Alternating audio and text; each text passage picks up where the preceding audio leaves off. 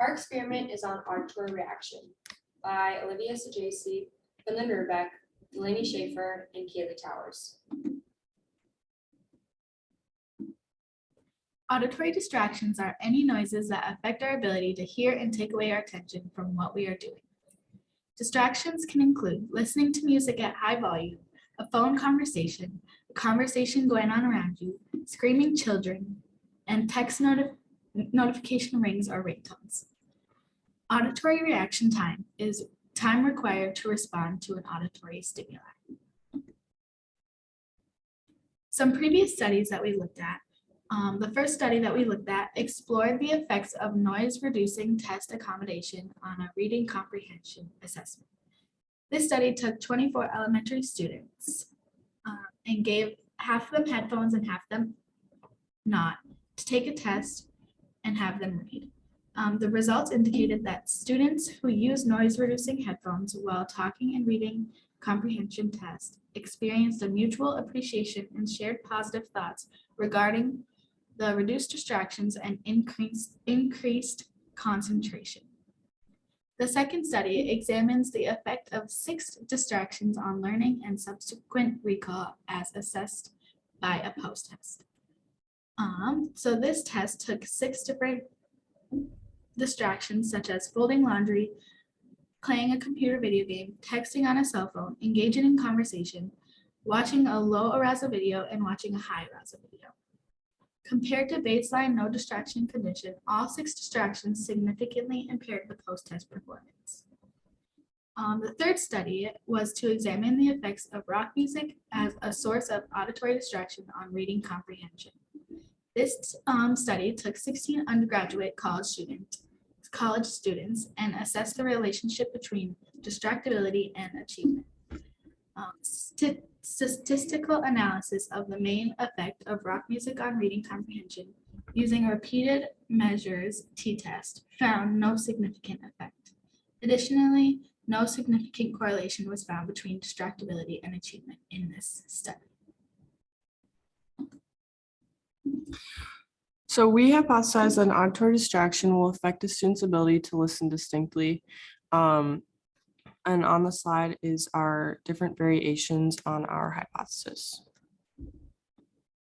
The goal of this experiment was to determine how human reaction time changes when distractions are present versus when they are not. The outcome of this experiment can be correlated to better understanding how auditory distractions affect the student's ability to focus in a classroom.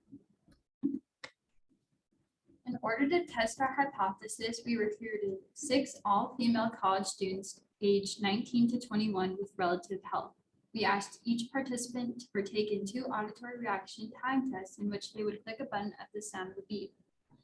The first test involved each participant simply clicking the button when they heard a beep with no distraction present.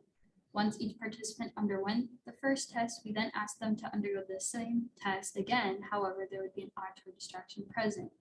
For this experiment, we used a loud party-like atmosphere in which music and loud talking was present while the participants were trying to listen for the beep. We recorded each participant's time using Microsoft Excel and compared and contrasted the times at the end.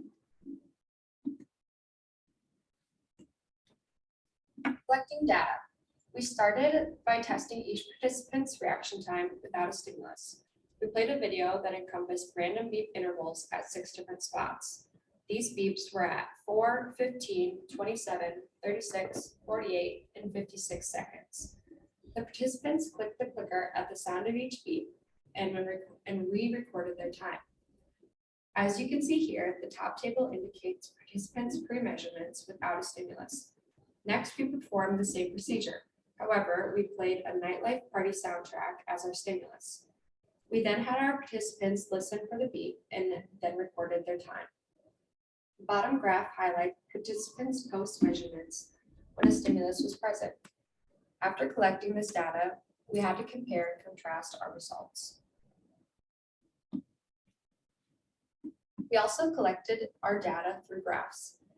Here is a general overview of all the participants. There is a closer view on the next slide. The bumps on each graph is when the participant clicked the clicker. We can also see a wide range of results regarding when the stimulus was present and versus when it was not. Here's an example of subject 1 in their controlled and experimental data. As you can see, it results in a faster reaction time as shown in data. Here's our data from our control and experimental trials again. This table shows the reaction time of each subject and the average response time of each subject. This is boxed in yellow. The average reaction time when a stimulus was not present was around 1.2 seconds, while the average reaction time when a stimulus was present, in the case of our study, this stimulus was party sounds, was around 1.1 second. This means that the average reaction time got faster by about 0.1 seconds. Understanding the results. This shows the average response time in our control, pre, and experimental post trials. Graph 1 depicts the difference between the average response time of every subject in the 6 trials in both controlled and experimental groups.